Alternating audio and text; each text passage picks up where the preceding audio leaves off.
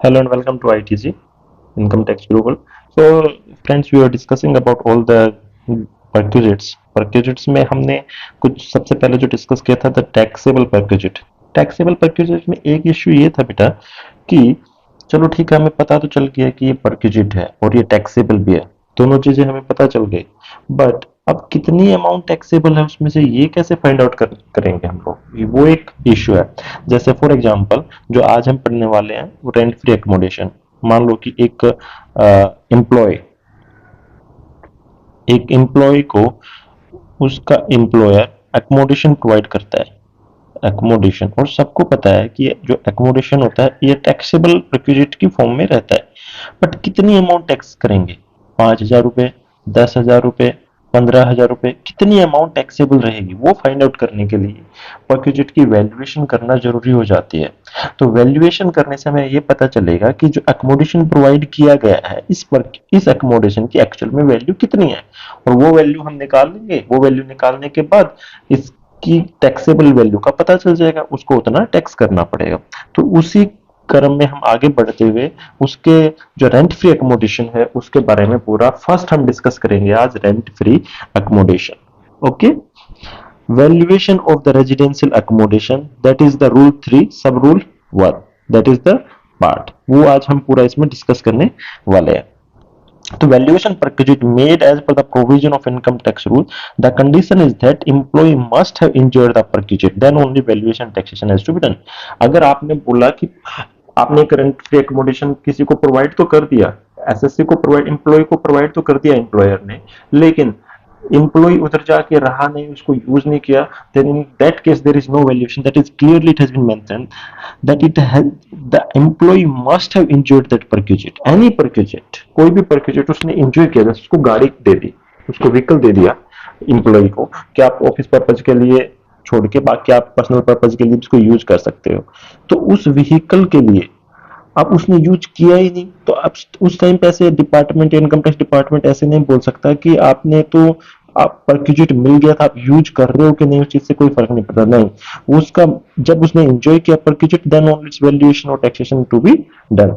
मान लो कि कंपनी है, अकोमोडेशन प्रोवाइड करती है rent free to employee, but the जो एम्प्लॉय है वो एक्सेप्ट ही नहीं करता इसको, तो the value of such accommodation can not be evaluated and tax in the hand of employee, इसका टैक्स नहीं किया जा सकता। उसने एम्प्लॉय ने एक्सेप्ट ही नहीं किया, अपना खुद का अलग मकान में रह रहा है, जो रेंट फ्री एकोमोडेशन उन्होंने प्रोवाइड किया तो नहीं लिया, और जो खुद के मकान में भी रह रहा है वहां पे भी उसने कोई रिइंबर्समेंट नहीं किया एम्प्लॉय ने, तो उस केस में कोई भी वैल्यूएशन परक्विजिट की हम नहीं कर सकते और वैल्यूएशन करने की जरूरत नहीं है।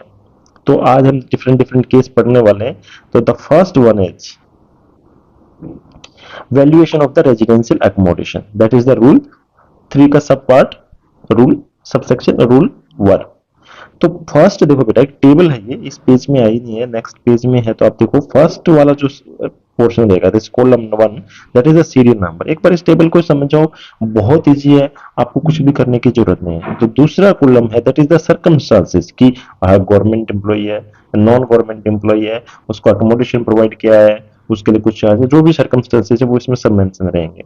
फिर पीवी, पीवी मतलब परक्विजिट वैल्यूएशन, पीवी मतलब perquisite valuation in case of unfurnished accommodation, जब अकोमोडेशन अनफर्निश्ड रहता है देन क्या पीवी रहेगा, और PV in case of furnished accommodation, furnished accommodation के केस में, तो दैट इज द अनफर्निश्ड वाला इज 3 और फर्निश्ड वाला is column number 4, circumstances will be number 2। Okay, so this is how it is lock. फिर भी मैं लिख देता हूं, this is the column number 3 and that is unfurnished, this is unfurnished and this one is furnished, furnished accommodation अगर provide किया गया है तो ठीक है। तो first one is the serial number, second one is the circumstances, third one is the unfurnished and fourth one is the furnished. Okay, चलो अब हम शुरू करते हैं। सबसे पहले हम डिस्कस करेंगे किसके बारे में, the government employ, government employee के बारे में डिस्कस करेंगे बेटा। तो गवर्नमेंट एम्प्लॉय अगर कोई है तो उसका डिपार्टमेंट जिस काम में, जैसे फॉर एग्जांपल यहाँ पे इनकम टैक्स का ही काम, एक एग्जांपल ले लेते हैं, तो इनकम टैक्स एम्प्लॉय जितने भी रहेंगे, जो इनकम टैक्स इंस्पेक्टर है, ऑफिसर्स है, उनको क्वार्टर्स अलॉट होते हैं। तो क्वार्टर्स अलॉट होते हैं तो उसमें कितना वैल्यू है परक्विजिट का जो हम टैक्स करेंगे, जिसमें टैक्स लगेगा, उसके लिए कोई भी लाइसेंस फी रहती है और वो लाइसेंस फी गवर्नमेंट डिसाइड करती है, उतनी लाइसेंस फी की वैल्यू उस परक्यूजेट की वैल्यू रहेगी। ठीक है। अगर मान लो एक क्वार्टर्स की लाइसेंस फी 2,000 रुपए है तो परक्यूजेट की वैल्यू भी 2,000 रहेगी, तो गवर्नमेंट डिसाइड करेगी। तो उस केस में कुछ भी सैलरी देखने की जरूरत नहीं है, आप सीधा देखो कि गवर्नमेंट ने कितना लाइसेंस फी डिसाइड किया है, that will be the taxable perquisite. और ये बात हमेशा ध्यान रखना, एज रिड्यूस बाय, ये हमेशा ध्यान रखना, the rent actually paid by the employ. अगर मान लो कि एक, फॉर एग्जांपल 10,000 एक घर की वैल्यू है, उसने रेंट, एम्प्लॉय ने रेंट पे लिया है, 10,000 में से 2,000 एम्प्लॉय पे कर रहा है और बाकी के 8,000 कौन पे कर रहा है? एम्प्लॉयर। एम्प्लॉय जब 8,000 पे कर रहा है तो परक्यूजिट किसको माना जाएगा? परक्यूजिट तो वही होता है ना, सैलरी के अलावा कुछ एक्स्ट्रा बेनिफिट मिले, तो वही 8,000 को परक्यूजिट माना जाएगा। तो अगर टोटल वैल्यू कितनी है उस फ्लैट की? 10,000। 10,000 में से कितना पे कर दिया एम्प्लॉय ने? 2,000 रुपीज। तो एम्प्लॉय की जेब से चला गया, वो तो परक्यूजिट में नहीं आएगा ना, तो इसलिए उसको हमेशा माइनस कर देंगे एम्प्लॉय के पार्ट को, और बाकी का जो भी बचेगा उसको उस परक्यूजिट की वैल्यू मान लेंगे। ठीक है। तो फिर से हम आगे बढ़ते हैं। गवर्नमेंट एम्प्लॉय के केस में लाइसेंस फी उसकी वैल्यूएशन रहेगी, अगर उसने कुछ रेंट किया, पे किया, तो उसको माइनस कर देंगे। ठीक है। जो रेंट पे किया एम्प्लॉय ने माइनस करने का हर केस में एप्लीकेबल होगा, जैसे हम आगे बढ़ेंगे तो आपको पता चलेगा। ठीक है। तो लाइसेंस फी का हमें पता चल गया। अब बात करते हैं गवर्नमेंट एम्प्लॉय का, तो हो गया कि कोई भी लाइसेंस फी रहेगी। अच्छा, अब आप कहोगे सर अनफर्निश्ड का हुआ है, जब फर्निश्ड के, फर्निश्ड का मैं बताता हूँ, सब में एक ही केस है। पहले हम अनफर्निश्ड का कर लेते हैं, अनफर्निश्ड में कैसे निकालना होता है वैल्यूएशन परक्यूजिट के। फिर नॉन गवर्नमेंट एम्प्लॉय, उसकी बात करें, वेयर द गवर्नमेंट, फिर उसके बाद नॉन गवर्नमेंट एम्प्लॉय में भी अगर accommodation is owned by the employer, employer का खुद का एकोमोडेशन है और उसने एम्प्लॉय को कहा कि ठीक है आप जाके उधर रहो, और वो अनफर्निश्ड है, लेकिन वो फर्निश्ड नहीं है, अनफर्निश्ड है, उस केस में कैसे निकालेंगे? उस केस में बेटा तीन चीजें आपको देखनी है। जब पहली बात तो ये है कि यहाँ पे क्लियर हो जाना चाहिए, the first one is non government employee, the second one is the accommodation is owned by the employer, this is the first condition. So the first thing you have to see, 15% of salary or 10% of salary or 7.5% of salary in other area in respect of the period during which said accommodation was occupied by the employee। जिस time पे employ ने आपको accommodation को occupy किया था, उस time की जो सैलरी रहेगी उसका 7.5% ले लो, या फिर 10% ले लो, या फिर 15% ले लो। तो अब कौन सी लेनी है? अगर 15% लेनी है, जब जिस शहर में, जिस सिटी में वो रह रहे हैं, वो 25 लाख से अगर उसकी पॉपुलेशन ज्यादा है। 10% आपको तब लेनी है जब उसकी पॉपुलेशन 10 लाख से कम है और 25 लाख से, सॉरी 10 लाख से ज्यादा है और 25 लाख से कम है। और 7.5% का सैलरी का लेना बाकी सब एरिया में। एक मुझे ये बात बताइए कि जैसे मान लो किसी शहर की जो जनसंख्या है 1 करोड़ है, तो 1 करोड़ है, तो उसमें आपको घर सस्ता मिलेगा कि महंगा मिलेगा? जैसे आप एक घर ले रहे हो बेंगलोर में, एक घर आप ले रहे हो कोई स्मॉल सिटी है उसके अंदर, फॉर एग्जांपल अगर आप कर्नाटका की कोई सिटी की बात करें, एक बेंगलोर में ले रहे हो और एक हुबली में ले रहे हो, तो दोनों ही डेवलप्ड सिटी है, बट कंपेरेटिवली आप देखोगे तो बेंगलोर के अंदर पॉपुलेशन भी ज्यादा है और आपको जो रेंट देना पड़ेगा, जो एम्प्लॉय को रेंट देना पड़ेगा, कोई भी आदमी उधर जाके रह रहे हैं तो रेंट देना पड़ेगा वो ज्यादा रहेगा। जबकि हुबली में पॉपुलेशन कंपेरेटिवली कम है और रेंट की जो वैल्यू भी कम है, तो परक्यूजिट की वैल्यू भी रेंट के हिसाब से ज्यादा होनी चाहिए। तो इस केस में 15% इसलिए रहेगा क्योंकि पॉपुलेशन ज्यादा है, 10% इसलिए रहेगा कि जिसकी पॉपुलेशन 10 लाख और 25 लाख के बीच में है, और 7.5% इसलिए लगेगा कि जहां पे सैलरी बहुत ही, जहां पे सॉरी पॉपुलेशन बहुत ही कम है, जैसे कोई स्मॉल टाउन में जाके रह रहे हैं, तो वहां पे रेंट भी सस्ता मिलेगा आपको, तो इसलिए यहाँ पे 10% 15% का एक स्टैंडर्ड लेके चला गया। तो सैलरी का 15% निकालो और एज हमेशा की तरह as reduced by the rent actually paid by the employee, employ ने जितना रेंट पे किया है और 15% ऑफ सैलरी निकालोगे, उसमें से एम्प्लॉय के रेंट को माइनस कर दोगे, that will be the value of perquisite where the accommodation is owned by the employer. अब एम्प्लॉयर ने एकोमोडेशन को ओन किया एम्प्लॉयर ने, उसका खुद का एकोमोडेशन है, उसकी खुद की सब बिल्डिंग है, तो उसमें फाइंड आउट करना बहुत मुश्किल हो जाता है। लेकिन मुझे एक बात बताइए, where the accommodation is taken on lease और rent by the employer, employer के खुद के घर नहीं है, खुद के एकोमोडेशन प्रोवाइड करने की कैपेसिटी नहीं है, उसने लीज पे लेके और उसको दिया, तो इसमें तो बहुत इजी है, जो भी लीज की अमाउंट होगी, actual amount of lease paid by the employer, वही कर दो। और लेकिन एक कंडीशन इसमें और ऐड हो गई, वो कंडीशन कौन सी है, 15% of salary whichever is lower, इन दोनों में से जो भी कम रहेगा वो लेना पड़ेगा। ऐसा क्यों किया, देखो, अगर लीज के अमाउंट, अगर लीज की अमाउंट कितने पे उसने रेंट पे लिया, वो पर मंथ 10,000 रुपीज पे कर रहा है, ठीक है, एम्प्लॉयर एम्प्लॉयर 10,000 पे कर रहा है किसको, जिससे उसने रेंट पे लिया है या फिर जिससे उस पे लीज पे लिया है। फिर आपको दो चीजें देखनी है, एक तो लीज के अमाउंट या फिर 15% सैलरी ऑफ एम्प्लॉय, एम्प्लॉय की 15% सैलरी, और वो कितनी आ गई एक मिनट के लिए, 12,000।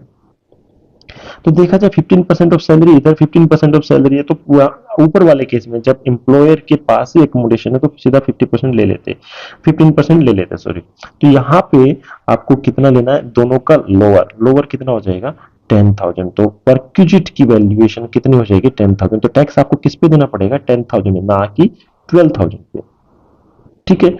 एक एग्जाम्पल में सब पूरा डिटेल में आएगा, अगर 15% ऑफ सैलरी अगर 8,000 है, इन दिस केस लीज के अमाउंट ज्यादा है और सैलरी के अमाउंट कम है, तो कोई बात नहीं, इस केस में 8,000 रुपए आ जाएगा, क्योंकि it is the lower not the higher. तो यहाँ पे टैक्स किस पे देना पड़ेगा, 8,000 पे। और ये बात तो साथ के साथ है, as reduce by the rent actually paid by the employ, अगर एम्प्लॉय ने कुछ रेंट पे किया है तो उसके अमाउंट को माइनस कर देंगे। तो अभी तक आपको समझ में आ गया कि एकोमोडेशन, कोई भी एकोमोडेशन, अगर एम्प्लॉयर का खुद का एकोमोडेशन है, खुद की उसकी बिल्डिंग है, उसके अंदर दे दिया, तो आपको तीन चीजें देखनी कि कौन सी सिटी में है।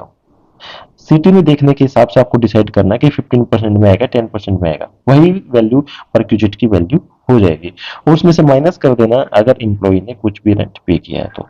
दूसरी चीज, अगर एकोमोडेशन एम्प्लॉयर का खुद का नहीं है, उसने खुद रेंट पे लिया है, किसी से लीज पे लिया है, तो उस केस में भी आपको दो चीजें देखनी पड़ेंगी। पहले वाले में सिर्फ एक ही देखनी है, सिटी देखनी है, और फिर 15% निकाल देना। इसमें आपको सिटी देखने की जरूरत नहीं है दूसरे केस में, इसमें सीधा actual amount of lease rental कितना पे किया एम्प्लॉयर ने, जो लीज के अमाउंट है, रेंट के अमाउंट है वो, और 15% ऑफ सैलरी, और जो भी कम रहेगा वही परक्यूजिट की वैल्यू आ जाएगी। लेकिन उसमें से भी अगर एम्प्लॉय ने कुछ पे किया है तो वो माइनस करना पड़ेगा। ये बात कर रहे थे हम अनफर्निश्ड अकोमोडेशन की। अब बात करेंगे फर्निश्ड अकोमोडेशन की।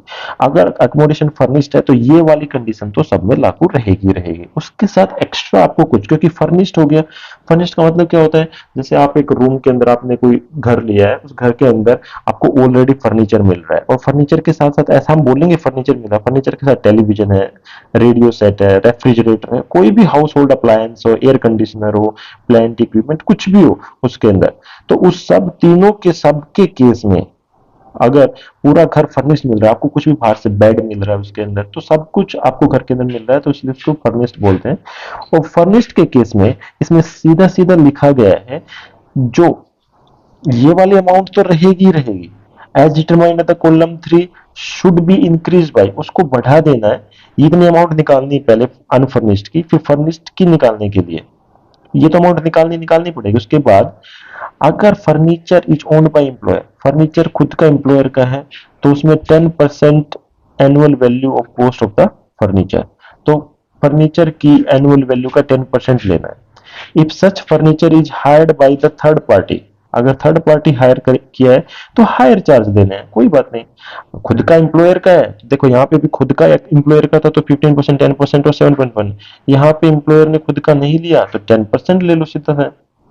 Furniture is hired from third party, तो उस केस में जो हायर चार्जेस रहेंगे वही उसकी अमाउंट आ जाएगी, ठीक है। तो फर्नीचर के अंदर इसके अंदर बता दिया है, कोई भी television set, radio set, refrigerator, house hold, सब उसकी फर्निश्ड पार्ट का पार्ट रहेगा, ठीक है।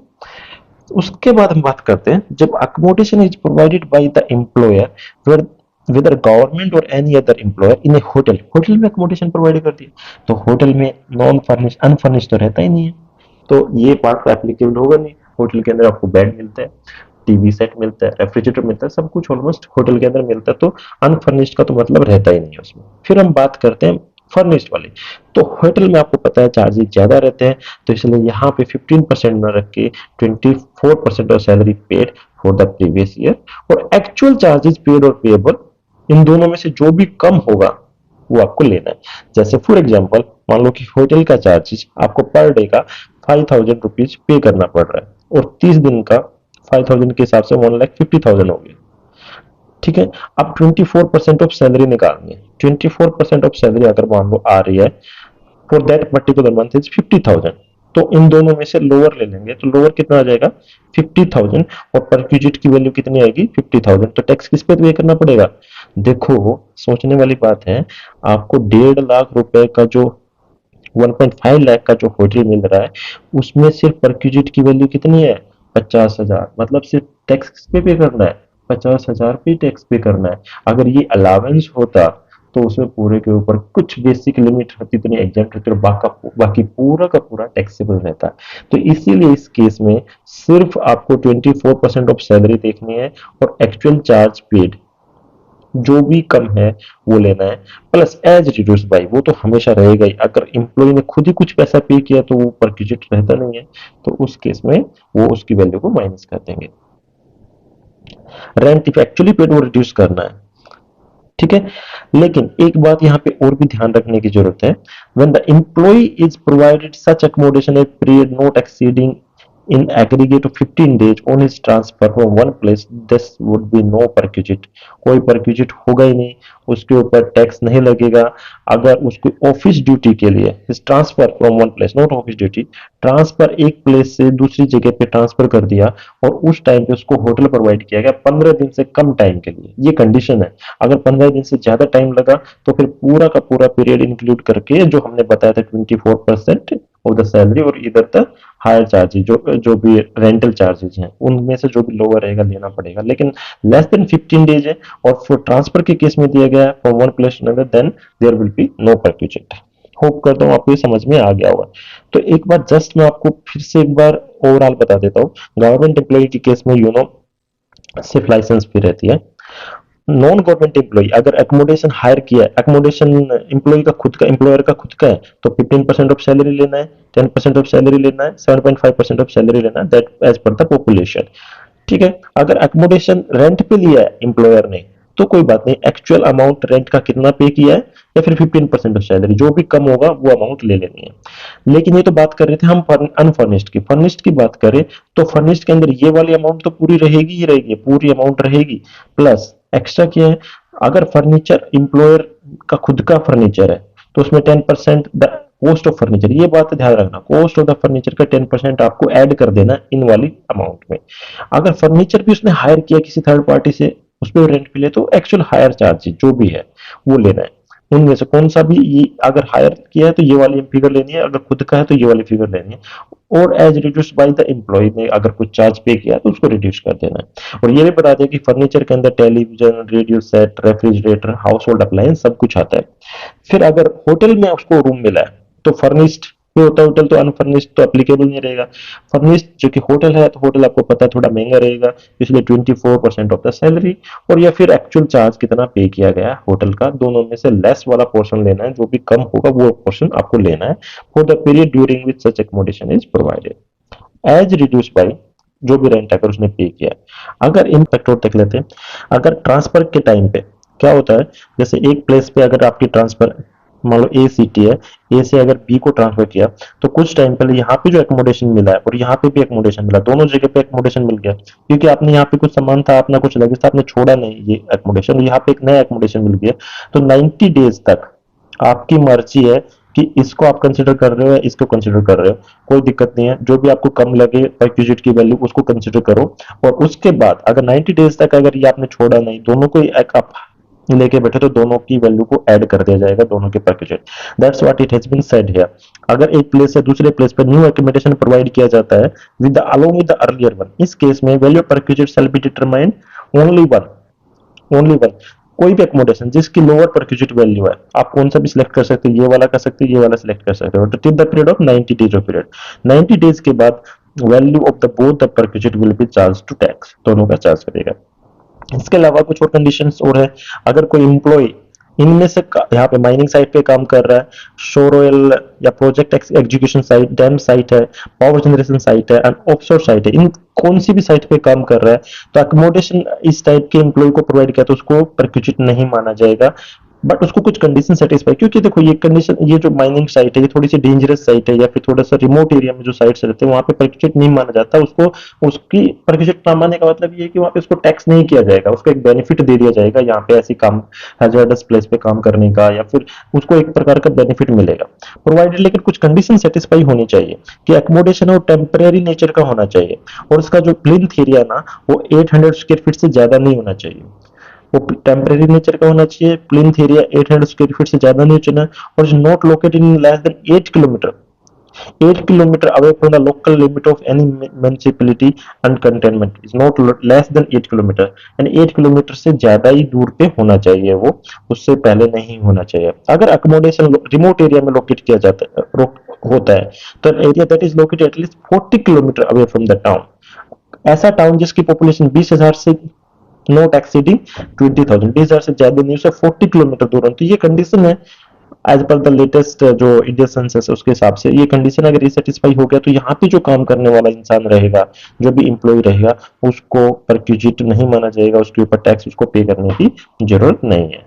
ठीक है, फिर उसके बाद एक दो बातें और कर लेते हैं जल्दी जल्दी। अगर कोई भी एकोमोडेशन सेंट्रल गवर्नमेंट एम्प्लॉय या स्टेट गवर्नमेंट एम्प्लॉय को मिलता है, who is serving on deputation, तो deputation with any body undertaking under control, जैसे मान लो कि एक बंदा किसी एक डिपार्टमेंट में काम कर रहा है बट डेपुटेशन पे दूसरे डिपार्टमेंट में चला गया, उस केस में employer of such employ shall deem to be the body of undertaking with the employ serving on deputation, जो डेपुटेशन पे जिस डिपार्टमेंट में गया है तो उसको एम्प्लॉयर माना जाएगा। ठीक है, the value of perquisite of such accommodation shall be the amount calculated in accordance with serial number 2 at the above table if the accommodation is owned by the employer। अगर एम्प्लॉयर ने accommodation own किया तो serial number जो हमारी table का serial number 2 है उसका जो ए पार्ट है उसकी तरह कैलकुलेट किया जाएगा, ना कि गवर्नमेंट एम्प्लॉय की तरह। ठीक है, फिर उसके बाद बताया गया कि accommodation के अंदर हाउस आता है, फ्लैट आता है, फार्म हाउस आता है, देयरफॉर एंड और accommodation होटल के अंदर, मोटल के अंदर, सर्विस अपार्टमेंट, गेस्ट हाउस, कारवां, मोबाइल होम, शिप और एनी फ्लोटिंग स्ट्रक्चर, एकोमोडेशन के अंदर ये सब सारी चीजें आती है। ऐसा नहीं है कि आप इनको शामिल नहीं कर सकते, बोल सकते कि सर मैं तो फार्म हाउस में स्टे कर रहा हूँ तो एकोमोडेशन नहीं है, नहीं, बट एकोमोडेशन की डेफिनेशन में वो भी आता है। ठीक है, और होटल के अंदर कोई भी licensed accommodation in nature of motel, service apartment, guest house, वो सब होटल के अंदर इंक्लूड होते हैं। तो अब हम एग्जाम्पल करेंगे, एग्जाम्पल की हेल्प से हमें समझ में आएगा कि एक्चुअल में कैसे इसकी वैल्यू निकालनी है। हमने पढ़ तो लिया पूरा, बट एग्जाम्पल करेंगे तो पूरा क्लियर हो जाएगा। बट सबसे पहले हमारे दिमाग में डाउट आता है सर सैलरी, सैलरी क्या माने? आपने तो बताया था कि एचआरए के लिए salary basic plus DA plus commission होता है, और डीए के अंदर वो पार्ट लेना जो फॉर्म करता है रिटायरमेंट बेनिफिट्स का, सैलरी का पार्ट फॉर्म करता है वो लेना है हमें तो। और एलटीसी के लिए भी आपने बताया सैलरी की डेफिनेशन, तो इसमें क्या सैलरी की डेफिनेशन वही है या सेम है? बेटा यहाँ पे कैच है, वो थोड़ा सा आपको ध्यान से देखना पड़ेगा। देखो सैलरी के अंदर पे आएगा, कोई भी pay, allowance, bonus, commission, monthly payable और otherwise any monetary payment by whatever name, किसी भी नाम से मॉनिटरी पेमेंट उसको कर दी फ्रॉम वन और मोर एम्प्लॉयर, एक या एक से ज्यादा एम्प्लॉयर है, एज द केस में भी, बट इसमें शामिल नहीं होता, इसमें इंक्लूड नहीं होता। क्या नहीं होता है? तो डियरनेस अलाउंस शामिल नहीं होता। डियरनेस अलाउंस नहीं आता? अरे नहीं, वो वाला डियरनेस अलाउंस नहीं आता जो रिटायरमेंट बेनिफिट्स का पार्ट नहीं है, सिर्फ जो रिटायरमेंट बेनिफिट का पार्ट है वो वाला ही अलाउंस इसमें शामिल करना है। ठीक है, उसके बाद एम्प्लॉयर का जो कंट्रीब्यूशन रहता है उसके प्रोविडेंट फंड में, वो सैलरी का पार्ट नहीं बनता, सैलरी को कैलकुलेट करने के टाइम पे वो नहीं आता।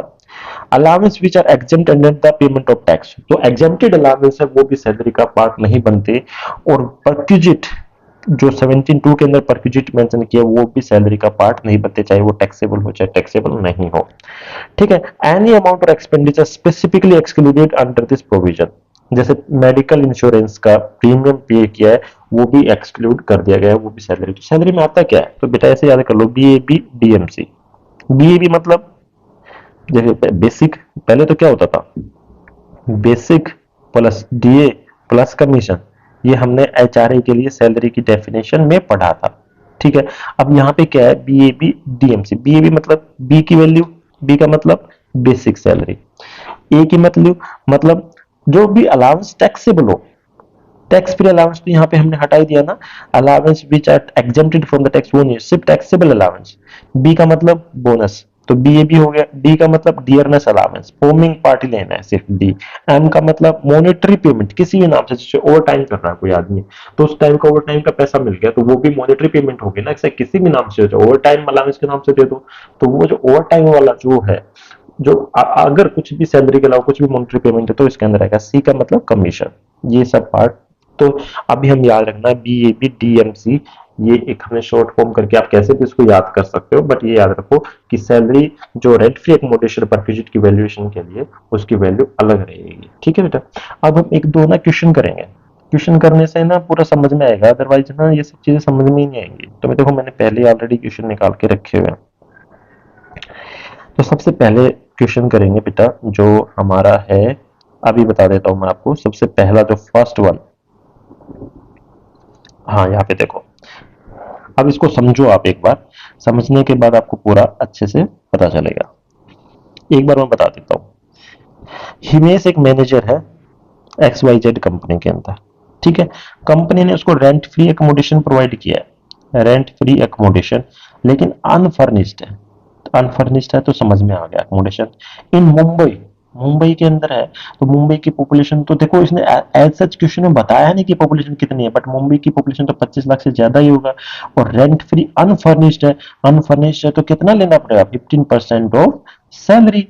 और सैलरी की मतलब क्या होती है, B A B plus D M C, ये सैलरी है। तो इसका 15% लेना पड़ेगा ऑफ दिस, वो क्या आ जाएगी, perquisite value, simple as it is. चलो ठीक है, बेसिक सैलरी कितनी दी है इसने, 30,000 पर मंथ। डियरनेस अलाउंस कितना दिया है, 7,000 पर मंथ। और सिर्फ रिटायरमेंट बेनिफिट में कितना आएगा, 30%। और बोनस कितना, 3,000 per month. Even though the company allotted the house on 1 अप्रैल 2021, उस टाइम को उसने हाउस अलॉट कर दिया, बट भाई साहब ने ऑक्यूपाई कब किया, 1 नवंबर 2021। तो मैंने बताया था, फर्स्ट ये बताया था, जब उसका इंजॉय किया उसने स्टार्टेड, तभी से उसकी परक्यूजिट की वैल्यू काउंट करेंगे, ना कि पूरे टाइम पीरियड के लिए। Calculate the taxable value perquisite for the, ठीक है। चलो शुरू करते हैं, आइए।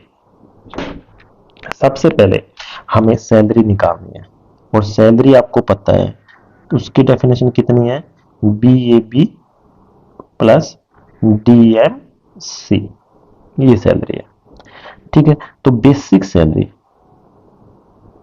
बेसिक सैलरी कितनी है बेटा, बेसिक सैलरी है 30,000 पर मंथ, और 12 से अगर मल्टीप्लाई कर दोगे तो 3,60,000 हो गया एक साल की बेसिक सैलरी। उसके बाद डियरनेस अलाउंस कितना है, 7,000 पर मंथ, लेकिन सिर्फ 30% ही है इसका जो रिटायरमेंट बेनिफिट के लिए। तो हमें यहाँ पे जो सैलरी कैलकुलेट कर रहे हैं उसके अंदर जो डीए है वो सिर्फ कितना लेना है हमें, होमिंग पार्ट, तो 30%, परसेंटेज हटाने के लिए 100 से डिवाइड करते हैं। और बेटा ये कितने का, एक महीने का, तो हमें कितने महीने का निकालना है, 12 महीने का। ठीक है, 2 जीरो से 2 जीरो कैंसिल हो गई, तो बेटा कैलकुलेटर अपने पास में रखो, और कैलकुलेटर पास में रख के इसकी कैलकुलेशन करो। तो 70 इंटू 30 इंटू 12, तो कितना आ गया बेटा, ये 25,200 रुपए आ गया पूरे साल का। फिर उसके बाद बोनस दिया हुआ है, तो बोनस को भी इंक्लूड करना है। बोनस कितना है, 3,000 रुपए पर मंथ, इंटू में क्या करना पड़ेगा, 12, तो 12 दिए 36,000 रुपए आ गया। ठीक है, तो salary for rent free accommodation, इन तीनों को ऐड कर दो, कितनी सैलरी आएगी रेंट फ्री एकोमोडेशन के लिए। तो 25,200 तो एक है, प्लस 3,60,000 एक है, प्लस 36,000 एक है। तो कितना आ गया बेटा, ये आ गया 4,21,200 रुपए आ गया इसकी वैल्यू, 4,21,200 रुपए वैल्यू आ गई। ठीक है, ये आ गया 4,21,000 सैलरी। अब हमें क्या लेना है, अब हमें लेना है परक्यूजिट की वैल्यूएशन निकालनी है, और वो कितना है, 15% ऑफ सैलरी, क्योंकि अनफर्निश्ड है 15% ऑफ सैलरी। और 15% ऑफ सैलरी निकालने से पहले हमें ये बात ध्यान रखनी है कि उसने सिर्फ और सिर्फ कितने दिन के लिए ऑक्यूपाई किया है, 1 नवंबर से। तो नवंबर, दिसंबर, जनवरी, फरवरी, मार्च। तो देखो 1 नवंबर, नवंबर 21, दिसंबर 21, जनवरी 22, फरवरी 22 और मार्च 22। तो कितने महीने हो गए, 1 2 3 4 5, 5 महीने के लिए। ये सैलरी कितने की है, ये पर एनम के पूरे साल की। तो हमें जो सैलरी निकालनी है यहाँ पे, वो कितने महीने के लिए, जब से उसने एंजॉय करना शुरू किया बेनिफिट तभी से। तो यहाँ पे लिखना है सैलरी फॉर 5 मंथ्स, 5 मंथ्स का सैलरी निकालना है।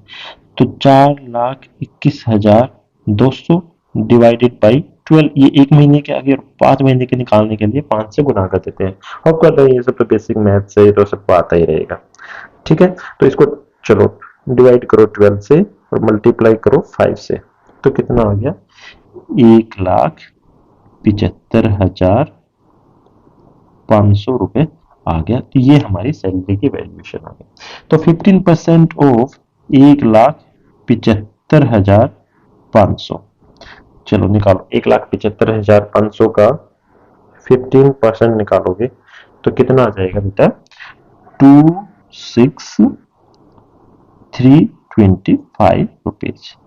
तो इसके अंदर वैल्यूएशन के अंदर जो, तो परक्यूजिट की वैल्यू, परक्यूजिट की value for unfurnished, unfurnished accommodation, unfurnished accommodation का कितना आ गया आंसर, कितना आ गया इसका आंसर आ गया 26,325 रुपए। सिंपल, 26,325 रुपए इसका आंसर आ गया। या होप करता हूं आपको ये समझ में आ गया होगा। अब हम, ये तो एक केस हो गया जिसके अंदर अनफर्निश्ड दिया हुआ था। अब हम नेक्स्ट क्वेश्चन करते हैं, इसी के अंदर देखो नीचे ही है, using the data given the above this election 16 election, जो ऊपर जो मैंने लिखा था, कंप्यूट द वैल्यू पर क्यूजिट is required to pay 1,000 rupees per month for the company. तो मैंने बताया था जो ये वैल्यू आई है इसके अंदर बेटा कितना उसने पे किया, एज रिड्यूस्ड बाई, हमेशा मैंने बताया था एज रिड्यूस्ड बाई, जो भी value amount paid by employ, employ ने जो अमाउंट पे कर दी तो वो तो परक्यूजिट कैसे हुआ, तो उसका खुद का ही खर्चा हो गया ना, एम्प्लॉयर ने तो कुछ बेनिफिट नहीं दिया। तो 1,000 रुपीज उसने पे किए 1 महीने के, तो 5 महीने के कितने पे किए होंगे, 5,000 रुपए। तो इस केस के अंदर परक्यूजिट की वैल्यू कितनी आ जाएगी, 26,325 में से 5,000 घटाएंगे तो कितना आ जाएगा, 21,325 रुपए परक्यूजिट की वैल्यू इस क्वेश्चन के लिए इतने रुपए आ जाएगी। ठीक है, क्योंकि जो भी वैल्यू माइनस करनी पड़ेगी। Next question is using the data given in the illustration 16, उससे ऊपर वाले का लेना है जो 16 में जो हमने जो किया था अभी थोड़ी देर पहले, compute the perquisite value of x by the accommodation as the lease rent of 5,000 per month and Mr. Himesh is required to pay for the company for the use of the accommodation। देखो अभी बताता हूँ, यहाँ पे देखो, यहाँ पे rent free accommodation provide किया गया था और the company has provided rent free accommodation, ये सब दिए गए थे। उसके अंदर रेंट लीज का या रेंट का कुछ भी नहीं पता था और हमें पता था कि उसके अंदर उसने खुद का उसका, क्योंकि वहाँ पे मेंशन नहीं किया तो obviously the company allotted in this date uncalculated taxable, हमने 15% निकाल दिया। बट यहाँ पे उसने बोला कि ये जो कंपनी है XYZ, ये इस कंपनी ने ये एकोमोडेशन ऑन लीज पे लिया है, और लीज पे लिया है तो आपको दो चीजें देखनी पड़ती है। दो चीजें कौन कौन सी देखनी पड़ेंगी, एक तो lease value, the first one is lease value और सेकंड वन इज क्या, कितना लेना पड़ेगा सेकंड वन में, जो 15% ऑफ सैलरी। और इन दोनों के अंदर जो भी लोअर आएगा वही वैल्यू परक्यूजिट रहेगी। चलो ठीक है, कोई बात नहीं, हमें पता है 15% ऑफ सैलरी जो कि हमने लास्ट क्वेश्चन में निकाला था, कितना आया था बेटा? 26,325 रुपए। तो 26,325 रुपए आ गया। ठीक है, अब लीज वैल्यू इसमें निकाल देंगे, कोई बात नहीं। लीज का रेंट कितना है, लीज की वैल्यू कितनी है? कितना? 5,000 पर मंथ। 5,000 per month. और कितने महीने के लिए इसने यूज किया था? 5 महीने के लिए। तो कितना हो गया? 25,000 रुपए। तो perquisite value of unfurnished unfurnished rent free accommodation, इन दोनों में से जो भी लोअर रहेगा वही लेना पड़ेगा। तो कितना आ गया? 25,000 रुपए। This is the answer. लेकिन सॉरी, यहाँ पे एक चीज हमने देखो यहाँ पे गलती कर दी। यहाँ पे देखो, ये तो इन दोनों में से परक्यूजिट की वैल्यू आ गई, लेकिन साथ के साथ उसने 1,000 रुपए पर मंथ पे भी तो किए। तो एज रिड्यूस बाय, लेस करना है money paid by employ. Employ का जो खर्चा है वो तो परक्यूजिट नहीं आएगा ना। वो कितना? 10,000। और एक महीने का 10,000, तो 5 महीने का कितना? 5,000 रुपए। तो फाइनल जो वैल्यू आएगी, टैक्सेबल वैल्यू जो रहेगी, परक्यूजिट की वैल्यू आएगी फॉर रेंट फ्री अकोमोडेशन, तो कितनी आ जाएगी बेटा? 20,000 रुपए। That is the final answer. Hope करता हूँ आपको समझ में आ गया। अब नेक्स्ट क्वेश्चन की तरफ बढ़ते हैं। Using the data given above the illustration, जो अब फर्स्ट illustration था उसे कहता है compute the value of X Y if is provided the sofa set. ओ, मतलब फर्निश्ड कर दिया। WDV कितनी है? 10,000। कॉस्ट कितनी है? 25,000 उस किसकी? सोफा सेट की। और 2 air conditioner rent paid by the company. और ये जो एयर कंडीशन थे ना, ये कंपनी ने रेंट पे किया है। कितना? 500 रुपए पर मंथ ईच के लिए, हर एक के लिए 500 रुपए। तो दो के लिए 1,000 रुपए, एक महीने के लिए। ठीक है। सोफा सेट प्रोवाइड किया गया 1 जनवरी से। उसने अकोमोडेशन कब ली थी? 1 नवंबर को। ठीक है। However Mister Himesh is required to pay 1,000। देखो ये क्वेश्चन ना, और ये फर्निश्ड एकोमोडेशन हो गया। कितना मतलब अच्छा क्वेश्चन हमने पूरा ड्राफ्ट कर दिया। इसमें जितना भी हमें अभी तक पढ़ा है पूरा का पूरा कवर हो जाएगा। ठीक है, एक एक करके करते हैं बेटा। तो आपको पता है जब फर्निश्ड एकोमोडेशन भी रहता है तो उसके अंदर अनफर्निश्ड वाला पार्ट तो हमें करना ही पड़ता है। तो हमें पता है जो जो perquisite value for unfurnished unfurnished rent free accommodation कितनी है बेटा? कितनी आई थी परक्यूजिट की वैल्यू? 26,325 रुपए। 26,325 रुपए। ठीक है। अब उसमें से 26,325 में से 1,000 रुपए वो पे भी कर रहा है। तो 1,000 रुपए पे करने पर एक महीने का कितना हो गया? एक महीने का 1,000 रुपए, 5 महीने का 5,000 रुपए। तो उसमें से माइनस करने पर 26,325 में से माइनस करने पर मैं सीधा इधर ही लिख रहा हूँ। तो 21,325 रुपए आ गई हमारी परक्यूजिट की वैल्यू। ठीक है। अब हमने बताया था जो रेंट फर्निश्ड के अंदर अनफर्निश्ड वाला तो पार्ट लेना ही है, प्लस अब फर्निश्ड वाला पार्ट लेना। तो पहले हम बात करते हैं सोफा सेट की। और आपको पता है अगर सोफा सेट इंप्लॉयर का खुद का है तो उसमें 10% ऑफ कॉस्ट ऑफ वैल्यू लेते हैं, और उसने अगर हायर किया है तो हायर वैल्यू लेते हैं। बट सोफा सेट उसका खुद का है कि नहीं? Has provided sofa set for WDV इतनी, कॉस्ट इतनी है, मतलब कॉस्ट दे दी। तो यहाँ पे WDV का क्या मतलब? WDV का कोई भी मतलब नहीं है बेटा। ये जो WDV दिया गया ना, ये सब कंफ्यूज करने के लिए, क्योंकि WDV की जरूरत ही नहीं है। कई लोग क्या करेंगे, WDV वैल्यू को यहाँ पे उसकी परक्यूजिट की वैल्यू ले, लेकिन नहीं। कितना लेना पड़ेगा? 10% ऑफ कॉस्ट। तो यहाँ पे 10% ऑफ कॉस्ट, और 10% ऑफ कॉस्ट कितनी है? 25,000 रुपए। तो कितनी आ गई? 2,500 रुपए आ गई। ये सोफा सेट। अब AC की बात करते हैं। लेकिन अब इसके अंदर सोफा सेट के अंदर एक चीज है, कब से प्रोवाइड किया गया है इसने? कब से प्रोवाइड किया गया बेटा इसको? 1/1/22 से। और सोफा सेट की कॉस्ट है पूरे साल की बेटा। तो फॉर 3 मंथ, यहाँ पे एक बार थोड़ा सा मैं ठीक कर देता हूँ इसको। Perquisite value of sofa set for 3 months. ठीक है।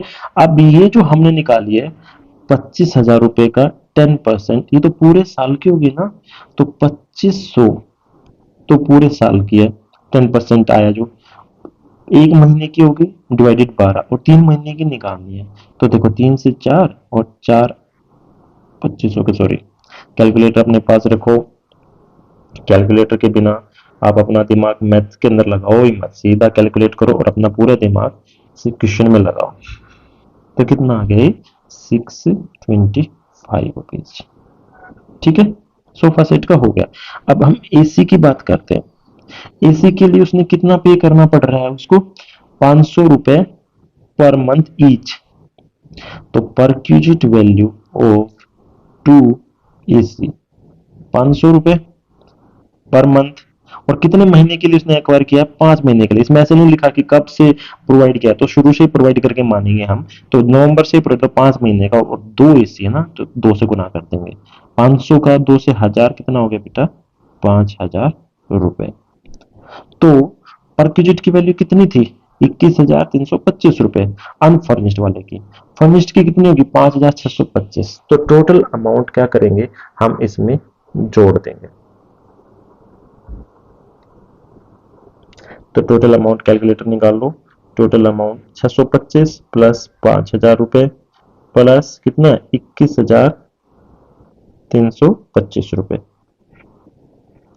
तो कितना आ गया बेटा, यहाँ पे लिख देता हूं मैं, perquisite value of furnished rent free accommodation, या फिर रेंट फ्री तो नहीं बोलेंगे इसको, क्योंकि कुछ हमने कंसेशन, कंसेशन रेंट का जो कंसेशन वाला एकोमोडेशन है, तो कंसेशनल एकोमोडेशन कितना हो जाएगा, 26,950।